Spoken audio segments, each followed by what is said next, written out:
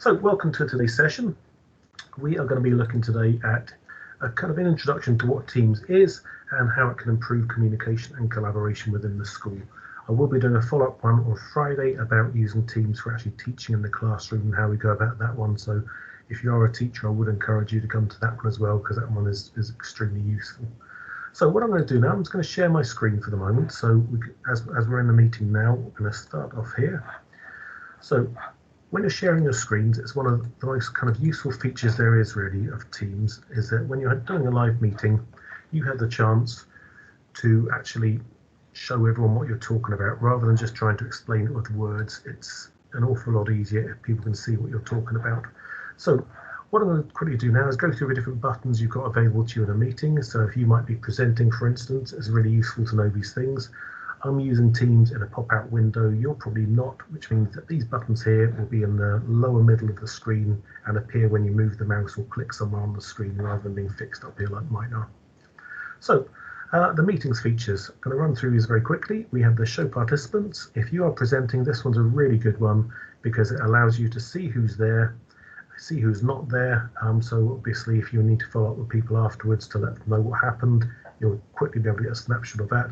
Also, as a presenter, it gives you the ability to mute all microphones, and that will mute everyone's microphones except for your own. Very useful again, particularly if you're in a large group and you've got some people who maybe are more nervous about technology.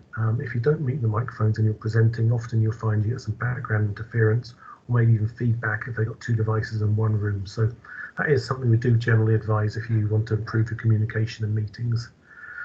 Next one along is conversation. Very, very useful feature, this one, because it allows you to actually pop stuff into the chats. Hello, Mrs. Goff, nice to see you.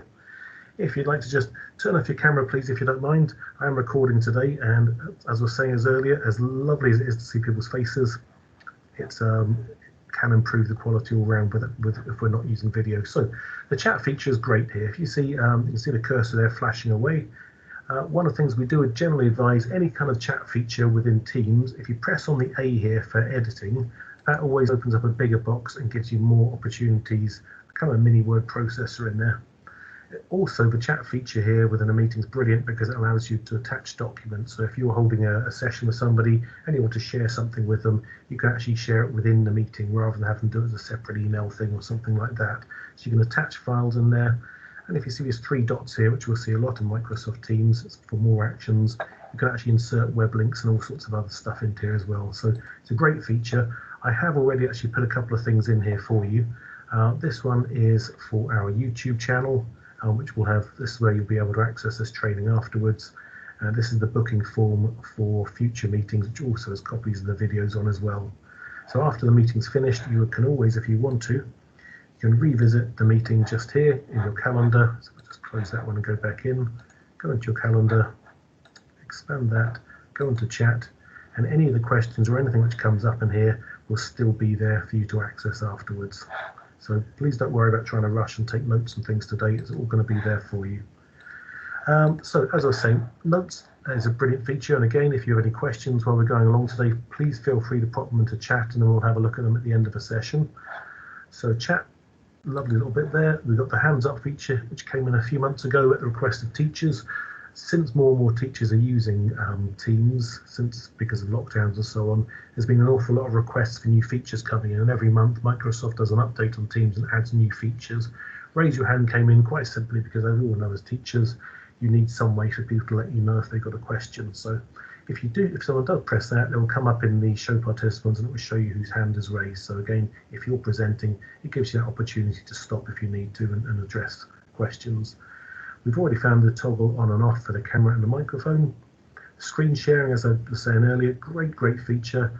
And because mine's on at the moment, you can't see all the different options you've got. But if I wasn't sharing a screen at the moment, it would give me the choice of opening any window I have open or to actually share the desktop screen. Or if you've got two screens as I have, you can choose to share one screen and leave the other one with something else on it.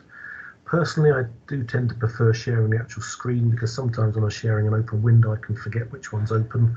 Whereas if you're sharing a screen, you get to choose what's showing in that screen. And you know if you're sharing a screen because you'll see a red rectangle around the outside of it. A few other things here before we move on. 3 dots here for more actions. As I was saying earlier, anytime in Teams where you see these 3 dots, that always means more stuff, basically, because there's only so many buttons you can fit on the screen. So the 3 dots there, give that one a press. Other useful bits and pieces to know in here, you've got the large gallery mode. This allows up to 49 faces on the screen. Standard gallery allows up to 9. There's also together mode, which is a bit like a lecture theatre. Your cameras are turned off at the moment, so it probably won't work. But if I did press this, and what it does, it turns it into a lecture theatre look. You can see me in there. And if all our cameras were on, we'd see all of us sitting on chairs there as part of a session. So it's quite a fun feature there. And if you're presenting, it makes it look like you're presenting to a lecture theatre full of people. The background effects one is a very useful one to know about. This is only available if you actually install the Windows desktop app rather than using it in a web browser like Chrome or Edge or something.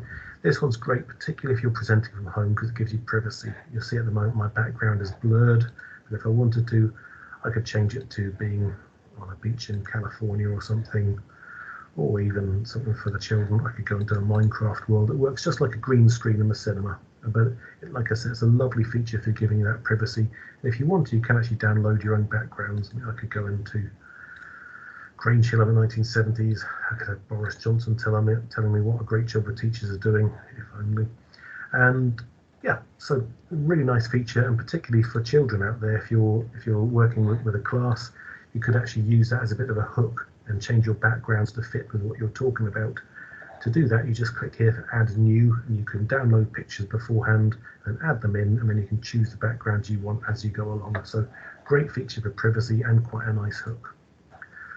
Also in these dots here, we have got the closed captions. If you have somebody who has hearing difficulties, there are live closed captions you can turn on. They are AI powered, but they're actually pretty accurate as well, so it's a very nice feature.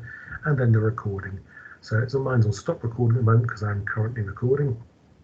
The way the recording works as well is it actually records to a Microsoft Stream, which is a kind of internal YouTube channel for your own school organization, if you like, for your own domain. The domain, if you're not sure what that means, it means the whatever your email address you've got is your domain. And the way it works, when you record video on Teams, it all saves off to a data center. And once you press stop recording, a few minutes afterwards, you'll receive an email to your school email address saying, video is now complete, the movie file is ready for you to download or do with as you please, and then you can choose to share it. So if people missed out on the lesson or missed out on the training or whatever, you can actually share that with them afterwards. Oh, we've got someone else. Hello, Mr. Dawson. The more the merrier. So as I was saying, there's all sorts of different features we can do with that. What I'm going to do now, just very quickly show you what Stream looks like as well. Microsoft Stream is another one of those apps we have available to us through our Office 365. If I go into my demo email account here, if I press up here, you'll see there's all the different features, and Stream here will allow you to share videos with people within your organization. You can't share outside your organization directly from Streams, but you could download the video, then choose to share it another way. So it's a very nice way of doing it. It also stops your computer getting full up with huge amounts of video files, which will slow it down. So all very, very handy stuff. Okay, I'm going to stop sharing this one now, and I'm going to go over to have a look at the test account I was just showing you before. So Microsoft Teams, just to very quickly kind of give a bit of an introduction to it, because there's going to be a huge variation in experience people have got with these new products. Teams have been around for a little while, but it's only really taken off this year, along with Zoom and many other things. So what Teams is basically, it's a little bit like a web browser, and what it does, it brings, in a web browser, you can visit another page by opening another tab without having to leave the web browser, close it down and do something else. Teams kind of does that with lots and lots of different communication products, and it allows you to use lots and lots of different Microsoft apps and communication products without ever having to leave Teams, without having to jump around between apps and so on. It's also completely web-based, completely cloud-based. So what that means is it uses an internet, it needs an internet connection to the World Wide Web, and then everything you do on Teams is stored on the web as well. So it's all GDPR compliant, just in case you do get questioned and you're worried about it. Everything you do on Teams will be saved in a Microsoft data center within the European Union, and then backed up to 1 or 2 other data centers as well. So everything you do is GDPR compliant. It's completely secure in terms of child protection and so on. and in many ways it's actually safer than your school network because it's actually got kind of Microsoft level security, which is way beyond what we have in most of our schools.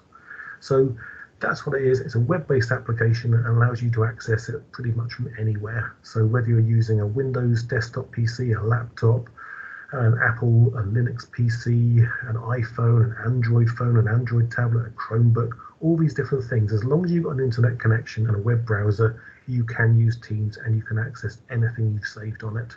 So in a nutshell, that's what Teams is. Lots of stuff rolled into one place, kind of a one-stop shop to do all your things. So this account I've got here is a test account, as I said. It's a Microsoft kind of dummy account, so we're not breaching anyone's privacy or anything like that. So what I've done here, I've got a few test teams I've put in here. Now, as a staff member, if you're in a primary school, your kind of standard setup will be you'll have one staff team and one class team. If you are in a secondary school, you have one staff team and numerous class teams. And if you're a school leader, you're going to probably have one staff team and you'll be in every class team as well. So it really depends on how it's set up. Talking about setup, that's also something you don't need to worry about. When your school signed up for the DfE scheme, either you or your colleagues would have had a meeting with one of my colleagues and they'd have explained what Teams was, how it works, and they would have gone through all the settings and how it was going to be set up. And what it does, it actually syncs with your school's MIS system. So whether you're using Sims, RM Integris, ScholarPack, Arbor, Bromcom, whatever system you use for your register and keeping all the information, my colleagues would have got Teams with that, and it would have created all the classes and all the teams automatically from your own school's data. So please don't worry about setting that stuff up. Then each year that will be updated for your new classes and so on. It's not something you need to worry about. So as I said, Teams are already set up for you, everything's put in place, and so what I'm going to do today, we'll be looking at Staff Team 20, which is a completely brand new team with nothing done to it, which will be very much like your situation. But before we get there, we're going to go down what are called the charms here on the left of the screen. Now, Microsoft calls these charms, you can call them buttons, whatever you like really. You'll find as a teacher or as a staff member, you'll have all these buttons. The children will have calls and chat and possibly calendar missing as well, because some of the features are disabled for the children for the sakes of safeguarding, basically not allowing the children to use it as their own social media, and not allowing children to contact teachers one-to-one, unsupervised and so on. So running down here, activity is the first one. Activity will log anything which happens in any of the teams of which you're a member. So if you're in a class team and a staff team, if there's any posts come up in there, you'll be notified of it in the activity section. And in the activity section, you can click on any of these and it will jump you to the correct team and to the correct feature, whatever you're looking at, and you can go straight into it. When there is new activity on there, you'll see a red circle with a white number inside telling you how many pieces of new activity have happened since you last checked it. So very, very useful activity, always a good place to jump to find things. That way you don't have to go searching through. Chat basically works very much like WhatsApp, Messenger, any other chat app, except it's got the benefit of being safe to use and GDPR compliant because it's all within your school's own organisation or within your school's own domain. So chat's a great feature because for a lot of us, we like to use chat apps, but of course when we're in school, particularly if our device we're using on the school network, then they're blocked because they're classed as social media. Also, you've got the worry of GDPR and child protection, and that we're encouraged not to use personal emails, personal accounts in school at all because of the obvious risks of it. So this gets around all that because it gives you something which you and your colleague can use in a safe, compliant environment. Now, the way it works, as I said, very much like any chat app you're used to, your address book will already be filled up by your school system, as I said earlier. To do a new message, you simply press on the little pen here inside the square, enter the name of whoever you want to write to. You can do multiple people as well, so it could be a one-person chat, or you could make an instant kind of chat room, as I'm sure you'll have done before on other apps. Now, in here, if you wanted to send a message or anything, down here, you can just start typing away and press enter. As I did say before, I'd advise press on A, and that opens up a bigger kind of mini word processor option. If you bear with me, so I've got various emails coming in. I'm just going to close that off so we don't hear those bings coming up anymore. So, as I was saying, this gives you much more in the way of options of flexibility. The other reason I'd say to press on the little A here for editing is that you can actually do paragraphs then. When it's in this mode and you start typing, I've done it various times where I've started typing a message, I've pressed enter for a new paragraph and it's sent the message halfway through. If you're in the editing mode, it won't send a message unless you actually press on send. And again, you've got all these features in here. If you go into our 3 dots, you've got web links in there. You can attach documents on there, GIFs, all sorts of stuff. So it's a very, very useful feature for having one-way, two-way, three-way, as many way chats as you like. Also, just like you're used to with your other kind of social media things, any conversations you have in there, the history will all be recorded. So you can scroll back up through it. If a colleague sent you a useful link a couple of months back, you can scroll back through it and it will all still be there because it's not stored on your device, as I said before. It's all stored in the cloud. So you can get whatever you need off there, really. Very, very useful. Also, like on WhatsApp, you can see the little eye there will tell you if people have actually seen your message. As you know, it's quite annoying occasionally when you're sending an email or a text and you're not sure whether people have seen it or not. This one will tell you whether they've seen it or not. So if you're communicating with colleagues or with children, you'll be able to see it there. Although, as I said, if you're in primary school, chances are the chat app will have been disabled for safety. Okay, so kind of examples of where this is useful in real life, because I think that's important to talk about that, is and how it can improve that communication. In your school, to give an example, at the moment in most primary schools you won't find telephones in the classrooms. And so if, for instance, a parent contacted the school and said, we need to pick up Charlie at 2 p.m. She's got a dentist appointment, has just been confirmed, a booking opened up. Please can you have her ready to go with all her stuff at the office at 2 o'clock, we'll pick her up. Traditionally, whoever's working on that front desk will have to write a post-it note, leave the desk unstaffed, wander off through the school to the classroom, hope they're in there, not off doing PE or some other exciting activity, knock on the door, interrupt the lesson, pass a note to the teacher, and then wander back through the school again to their post. Leave that post, as I said, would have been unstaffed. They've had to interrupt a lesson and so on. With this scenario, what could happen if you have the teachers install, or whoever does, install Microsoft Teams on all the classroom PCs, it will run in the background. You don't have to have it up there at all. And you can turn on notifications, which we'll look at in a moment. And that means that when that parent phoned up, whoever was working on the reception desk could have just typed a quick message to that staff member. The teacher would have had a little notification pop up on the screen with a little chime sound. And then she or he could just simply type in the 2 letters OK, send, and that would be it. Virtually no interruption to lesson, no staff members having to leave the reception desk unstaffed, and so straight away you've improved communication. Equally well, with messages around the school, if you wanted to contact another staff member, you wouldn't have to go looking for them. You could just send the message straight to them. It'll pop up on their desktop. Other things as well, we've had examples of in a multiple form entry primary school, perhaps in the afternoon or where year 6 classes are doing their topic.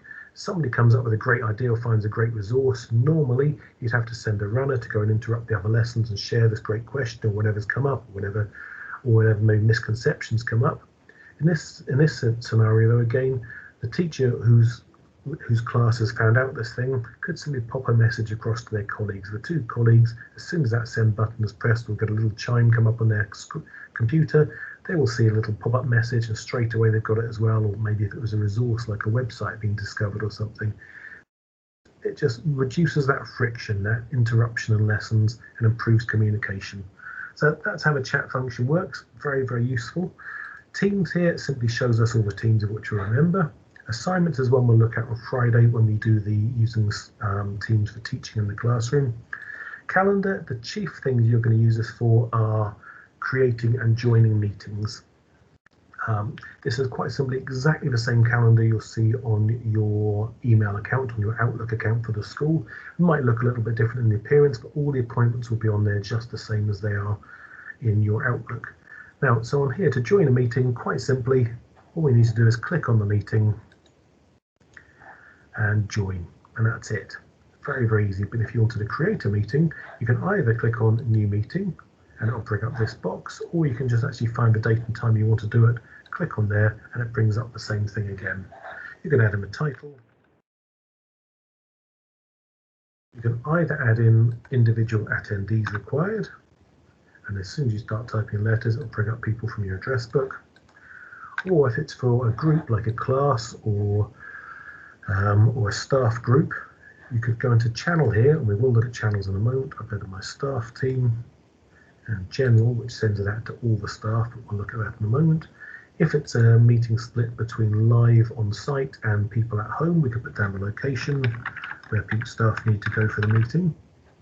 And then down here, we've got that familiar looking simple sort of word processor again, where we can put in the agenda for the meeting as well if we wanted to. And once that's done, we can press send. Give that a moment and it's going to generate. There's the meeting now generating. I'll just click away from that and click back in again. You'll see it's there ready to go.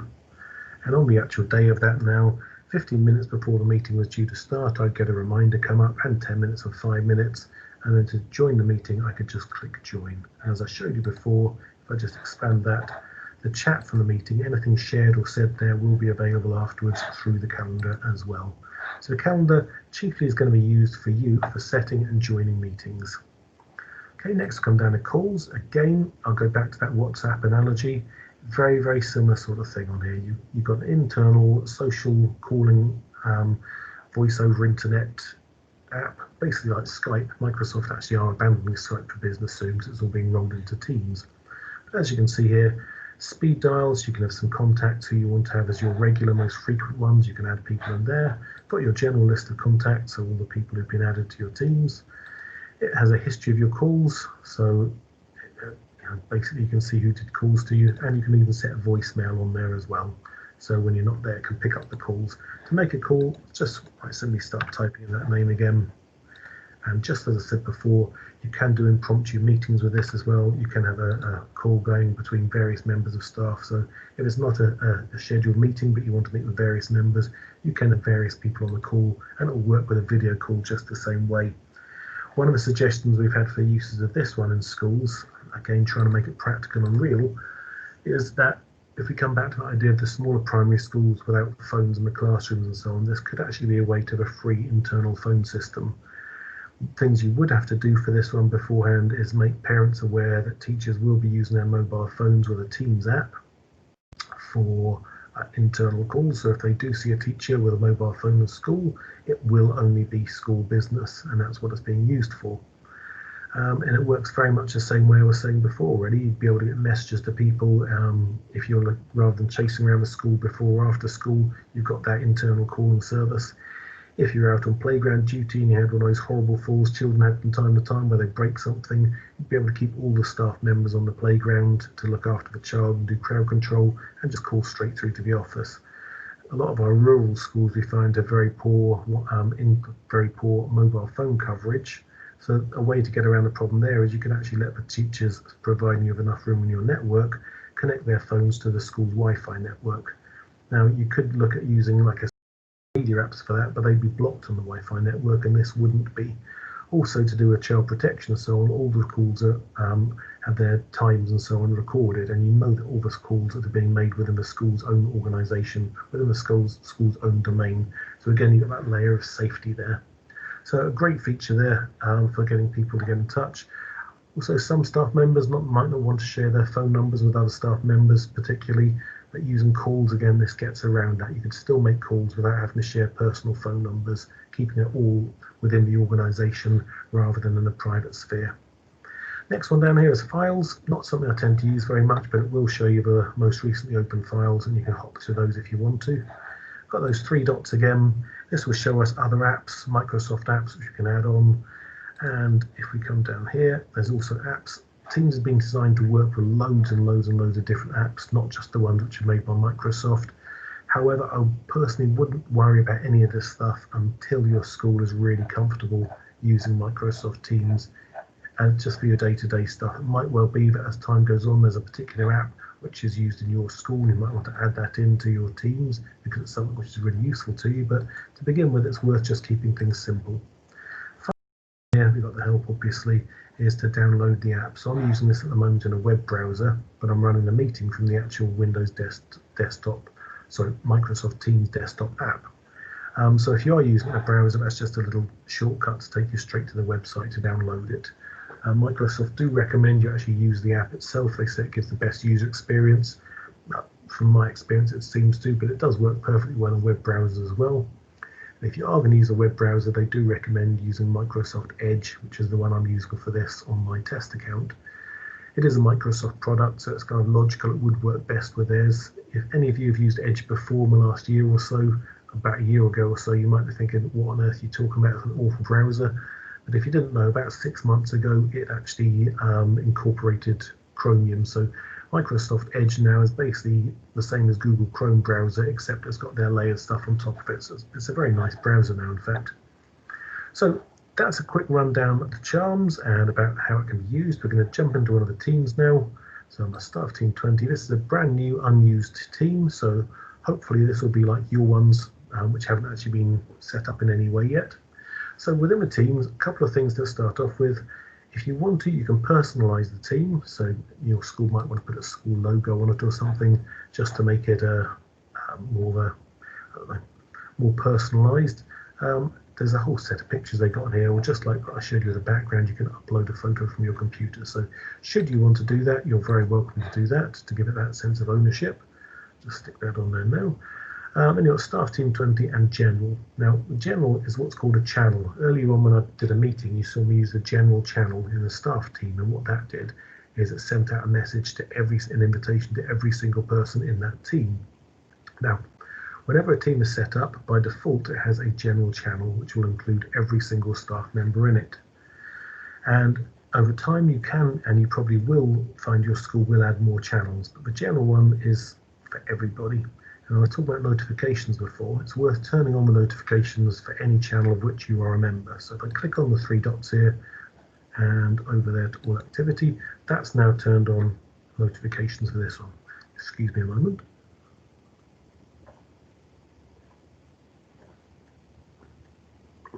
Sorry about that, getting a bit dry.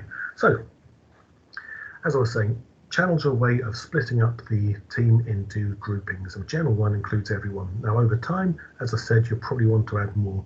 You may go down the route of actually trying to shift a lot of your planning, assessment and all that sort of stuff and class lists onto teams as well. Now, as I've already said, you don't need to worry about safety and about GDPR, so you can store things like class lists and names on here because it's all going to be in with your school, all going to be within your school domain, and nobody will have access to it who isn't a member of your school. So, if you do want to add more teams over time, what we do, click on the 3 dots here. There'll probably only be a few individuals in your school who've actually got the administrative rights to do this. But if add channel, give it a name. So, what I'll do here, I'm going to imagine we're setting up year group channels.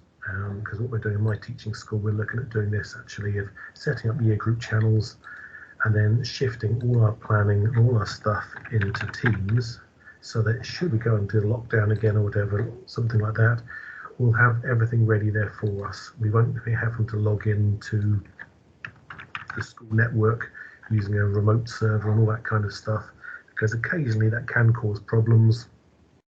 Occasionally you can find that if everyone's trying to jump on at the same time and they're all trying to move large files, it can kind of slow things down and kind of cause the server to get very sluggish. Whereas this way, if we're storing all our stuff in here, everything's getting stored in a data center somewhere in Europe. So no matter where you are, you'll have the same speed of access to it. It's like visiting a popular website. There could have literally millions of people accessing at the same time. This would work that same way and give you that access.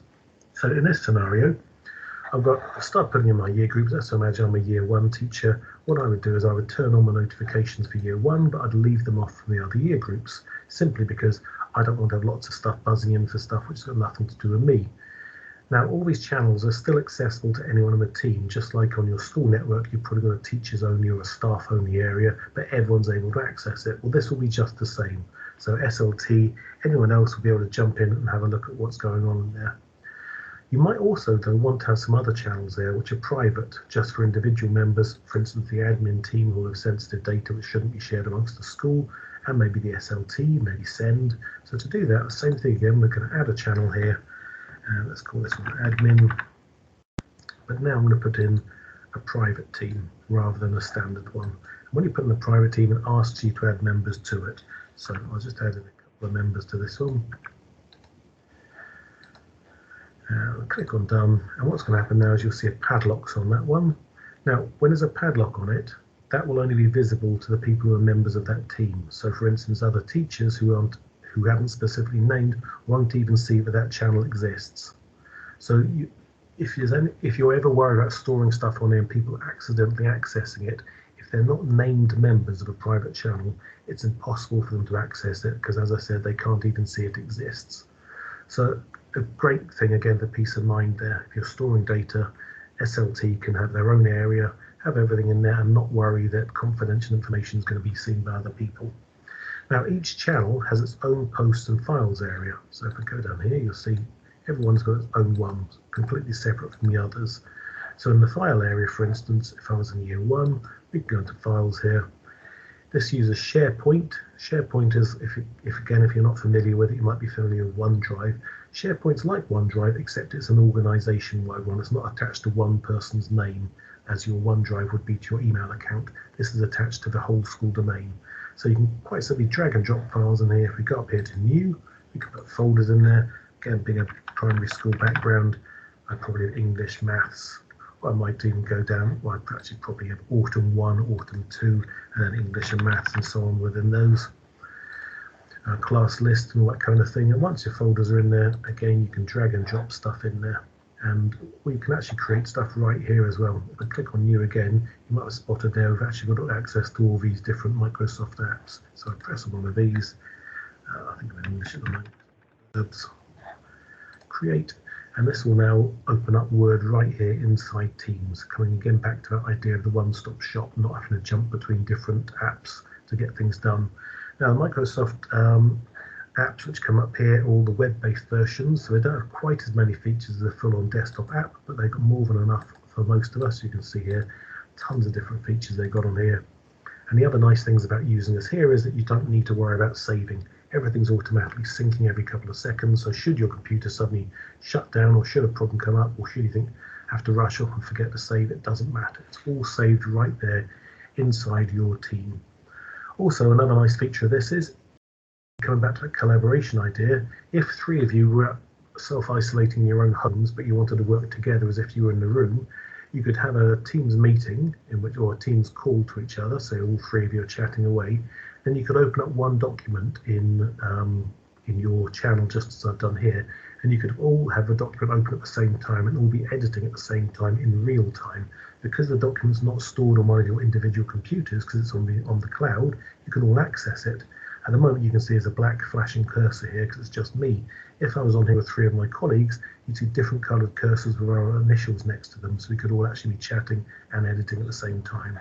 So let's close that now, and you'll see straight away it's already saved there with the name and everything. So, as I said, each channel has its own posts and files area. The general one is somewhere where you're probably going to have things which are useful to everyone. Coming back to that one-stop shop idea, this is a great place for putting things like your school policies, your forms, your staff meeting minutes, your governor's meeting minutes.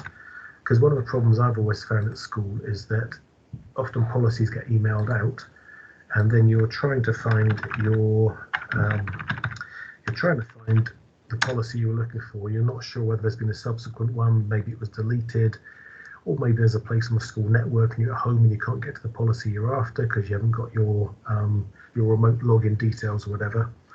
If the school were to put all its stuff here inside the staff team, then everyone's got access to it no matter where they are. It's improving that communication again, that everyone can have it. They all know where it's kept as well. And also those responsible for putting the policies and the forms in there, if they add them and delete them as they need to, then everyone knows that whatever's in there will always be the latest version, most up-to-date version. I think that's a really powerful, useful thing. Certainly as a teacher myself, I know it's very irritating when you're trying to find a policy and, like I said, you're not sure which version you're on. Again, with the staff meeting and stuff, you could just click on, if you're taking a minute, click on Word and actually make it right here within there rather than saving it on somewhere else and then it in. So it does really make things very, very easy, this whole idea of everything in one place. You may have a staff notebook, you may not. A lot of schools have opted not to. Personally, I don't really see a great need for it. The class notebook is wonderful, it'll be your main teaching tool. The staff notebook generally is used in the same way as the files has been. Well, I'll show you. So we set up a brand new one. Now it's a bit like an online LibreArch folder with coloured card dividers and pages in between. That's kind of how it works, but it's all virtual, of course. Now, there's different areas in it. If you're one of the administrators of the school, the ones who've got access to everything, then you'll have access to all these different areas, including the staff members' notebooks as well. If you're a regular staff member and not an admin, somebody with admin privileges, you'll have access to some of these areas and your own notebook, but not everyone else's. So the way these areas work, collaboration space that says quite simply, anyone can view and edit the stuff in there. Content library, anyone can view the stuff in there, but only the leaders, the admin ones, can actually edit it. The leader only section, this is somewhere which only came in the last couple of months, and the idea is that staff leaders, SLT or whatever, can create stuff in there before it's ready to go live, so they're prepared beforehand, and then when it's ready they can just simply drag it into the content library or into the collaboration space as needed. And private notebooks, as it says, each staff member has their own notebook created by this as well, and staff leaders will be able to see all of these, but staff members can only see their own ones. So I'm going to go next now. These are what's going to go into each staff member's own workbook at the moment. So these are the different sections, but you can delete these, you can add new ones, you can change the names of them, it's entirely up to you. So once you've decided the way you want your staff's notebooks to be set up, press create. And now in the background, Microsoft Teams is doing all the heavy lifting work in terms of the processing power. It's setting up those notebooks for everyone. You might have noticed the plus symbol up here. This is very similar to what we saw before down the side with the charms.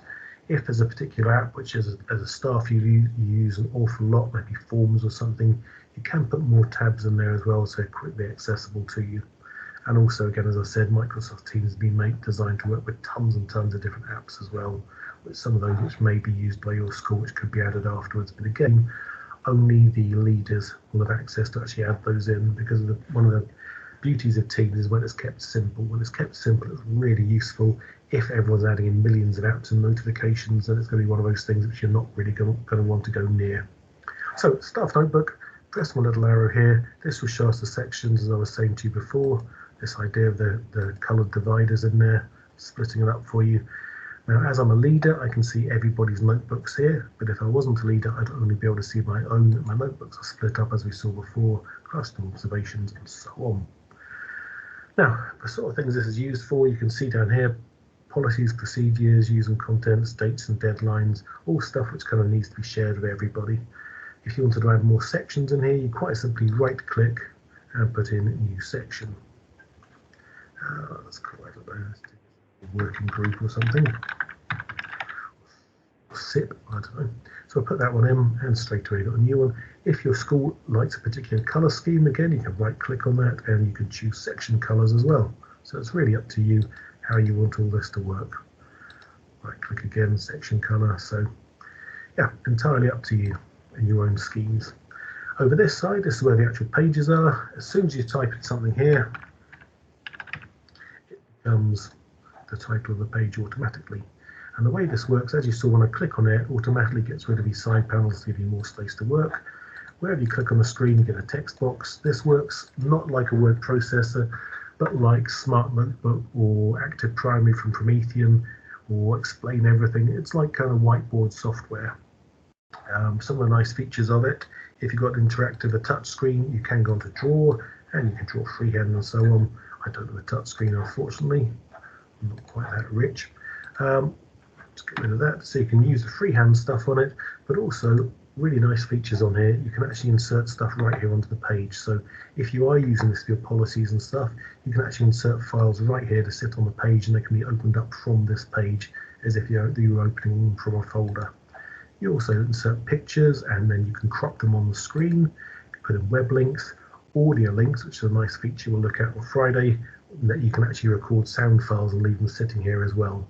So loads and loads of nice features on here. Most schools have chosen not to have a staff notebook. As I said, you can use the files area generally for very similar things. Really up to you. So that's a whirlwind tour through Microsoft Teams for communication and collaboration. What I'm going to do now, it's been nearly 3/4 of an hour, so I've tried to whistle through this as quick as I can. So what I'm going to do now is I'm going to switch back to this screen over here, the actual meeting screen. I'm going to stop sharing my screen now, and I'll leave it over to you. So if you want to ask any questions, please do feel free. If you want to turn on your microphone, ask a question, or press on the chat button as we saw before and ask a question.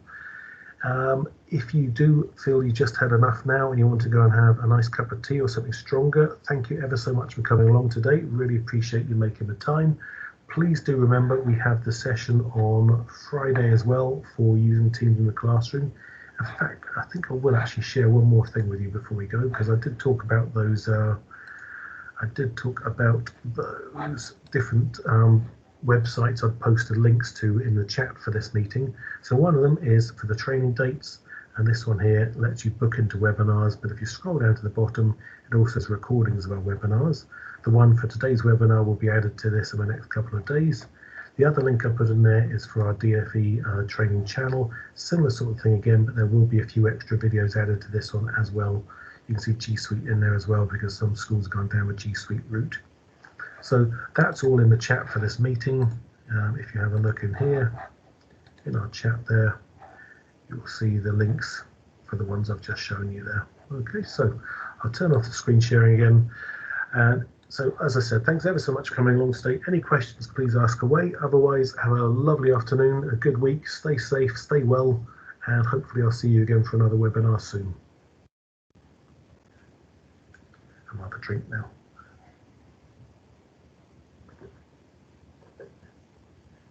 In fact, I'll stop recording now as well.